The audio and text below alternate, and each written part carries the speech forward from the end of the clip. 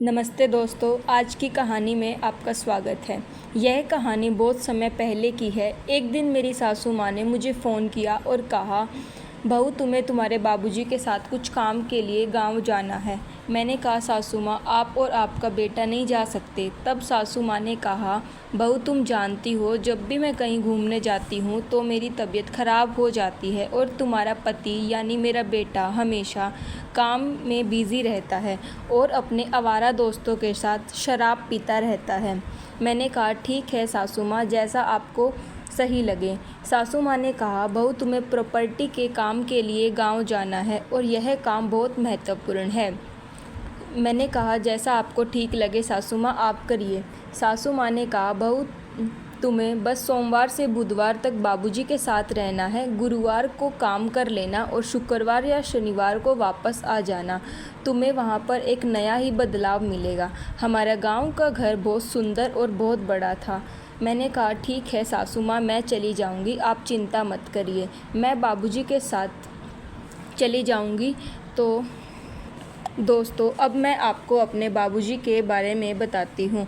मेरे बाबूजी की उम्र 60 साल की है, लेकिन इस उम्र में भी वह बहुत मजबूत और ताकतवर हैं। हमारा व्यापार शुरू से ही अच्छा चलता जा रहा है, इसलिए हमारे परिवार को किसी भी चीज़ की कोई कमी नहीं है। हमारे पास नौकर चाकर, गाड़ी, बंगला सब है।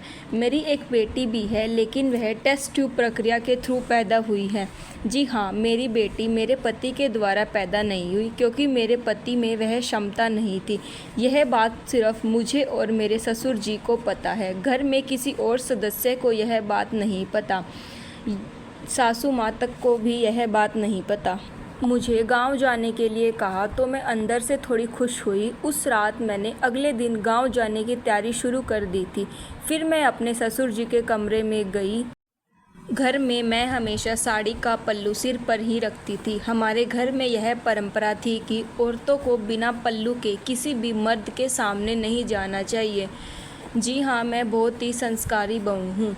अब मैं अपने ससुर जी के कमरे में आई, लेकिन ससुर जी किताब पढ़ रहे थे। मैंने कहा, बाबूजी ज़्यादा देर तक किताब मत पढ़िए, कल हमें जल्दी गांव जाना है, आपने ही मुझे बताया था। मैंने अपने ससुर जी के बैग में कुछ सामान रख दी थी, लेकिन अब ससुर जी का ध्यान कहीं और था। वह किताब पढ़ने की बजाय कहीं और देखने लगे। एक बात बताना भूल गई, मेरा नाम कविता है। मैं सभ्य परिवार से हूँ, गोरी और थोड़ी मोटी भी हूँ। मैं बहुत सुंदर हूँ। मेरी उम्र 30 वर्ष की है। दिखने में मैं बहुत खूबसूरत हूँ। मेरी ऊंचाई 5 फीट 3 इंच की है, इसलिए आप अंदाज़ा लगा सकते हैं कि मेरी आंखें कैसी होंगी। थोड़ी सूजी हुई है, लेकिन वो पपीते की तरह लटक गई हैं। मैं साड़ी बिल्कुल माधुरी दीक्षित की तरह पहनती हूँ। दोस्तों, सोमवार का दिन आया और हम थोड़ी देर से निकले। हम गाड़ी से जा रहे थे और मेरे ससुर जी गाड़ी चला रहे थे। ट्रैफिक की वजह से हम शाम हरित गांव पहुँचे। हमारा यहाँ से घर बहुत दूर था, छोटा सा गांव। वह एक छोटे से पहाड़ पर स्थित था, लेकिन गाड़ी वहाँ तक नहीं जा सकती थी। एक मंजिला घर बहुत ही सुंदर था। वहाँ पर बहुत सुंदर पहाड़ थे, ठंडी हवा चल रही थी और हमारे वहाँ पर कुछ रिश्तेदार भी थे, इसलिए उन्होंने हमें रात को खाने पर बुलाया। वहाँ हमारे घर की देखभाल करने के लिए एक नौकर रामू भी था, लेकिन उसके किसी घरवाले की तबीयत खराब हो गई, इसलिए वह सुबह जाने वाला था और ससुर जी ने अपने गांव जाने की इजाज़त दे दी थी। बारिश हो रही थी और हम कुछ रिश्तेदार के घर खाना खा रहे थे। फिर सासू माँ आई और घरेलू बातें हुईं। घर की राजनीति तो होती रहती है। उस रात बड़ी सासू माँ भी हमारे घर रुकी थी और मेरे ससुर जी बड़ी सासू माँ के पति के साथ उस घर में शराब पी रहे थे, इसलिए रात इसी तरह बीत गई। यानी हमारा सोमवार को जाना ऐसे ही चला गया। अगला दिन मंगलवार का था। अगले दिन ससुर जी अपने काम के लिए गए थे और मैं बड़ी सासू माँ के साथ थी। उस रात हमने घर में खाना खाया और ससुर जी शराब पी रहे थे, लेकिन उन्हें मेरे पति की तरह पीने की बुरी आदत नहीं थी। ससुर जी ने कहा, बहू मैं बंगले पर जा रहा हूँ। सासू माँ ने कहा, आप जाइए, हमें कुछ बातें करनी है। कुछ समय बाद मैं भी वहाँ से चली गई, लेकिन बाहर बारिश बहुत हो रही थी, इसलिए सासू माँ ने मुझे छतरी दी और फिर मैं अपने घर आई। जब मैं घर पहुंची, ससुर जी शराब पीते टीवी देख रहे थे। मैंने देखा बारिश बहुत तेज़ हो रही है, तो मैंने ससुर जी को कहा कि घर के खिड़कियां और दरवाजे बंद कर दीजिए। हमारा घर बहुत बड़ा था, बहुत बड़ा बंगला था, तो घर में कूड़ा बिखर जाता, इसलिए मैंने ससुर जी को कहा। तभी अचानक घर की बिजली चली गई, लेकिन चिंता की कोई बात नहीं थी। हमारे नौकर ने पहले ही मोमबत्तियां जला दी थी। मैंने कहा, बाबूजी, मुझे आपकी थोड़ी मदद चाहिए। बाबूजी ने कहा, बहू बताओ, मैं आपकी क्या मदद कर सकता हूँ। मैंने कहा, बाबूजी, आप मोमबत्ती लेकर ऊपर चले जाइए।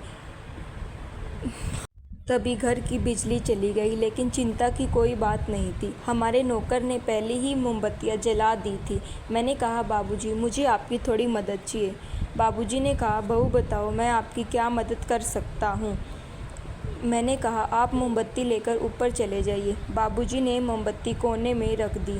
तभी मैंने देखा बाथरूम की लाइट जली हुई थी और सारे नल खुले हुए थे। मैंने कहा, बाबूजी, ये क्या हो रहा है? आप सारे नल बंद कर दीजिए, पानी बिखर रहा है, टंकी का पानी ख़त्म हो जाएगा।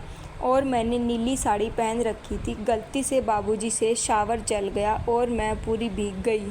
मैंने छतरी ली और देखा कि मेरे ससुर जी क्रॉसिंग पर खड़े थे। मैंने छतरी आगे बढ़ाई, लेकिन वो मेरी तरफ ही देख रहे थे। उनकी नज़रें मेरे से हट नहीं रही थी। उनकी नज़रें मेरी साड़ी के बाहर दिख रहे हिस्सों पर थी। मैं नीचे आई, मैंने शीशे में देखा तो मैं काफ़ी भीग गई थी और साड़ी मेरे शरीर से चिपक गई थी, जिससे कि सब कुछ दिखाई दे रहा था।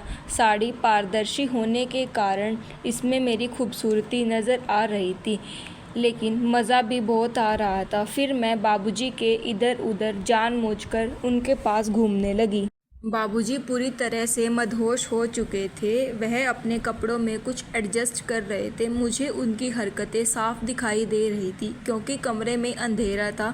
मैंने साड़ी उतारी और बाबूजी का मूड बन गया। अब तो उन्हें सब कुछ साफ दिखाई दे रहा था। फिर मैंने धीरे धीरे करके उनके भी कपड़े उतारे। अब लगभग 1 बज चुका था। बाबूजी मेरे करीब आए, मुझे चूमने लगे, कुछ हरकतें करने लगे। उन्होंने मेरे पपीतों को दबाया, फिर धीरे धीरे करके अपना औजार मेरे अंदर डाला। फिर मेरे को बहुत ही मज़ा आया। सो दोस्तों, आज की स्टोरी यहीं पर ख़त्म होती है। इन्हीं सारी स्टोरीज़ को जानने के लिए आप हमारे चैनल को लाइक, शेयर, सब्सक्राइब करिए। Thank you.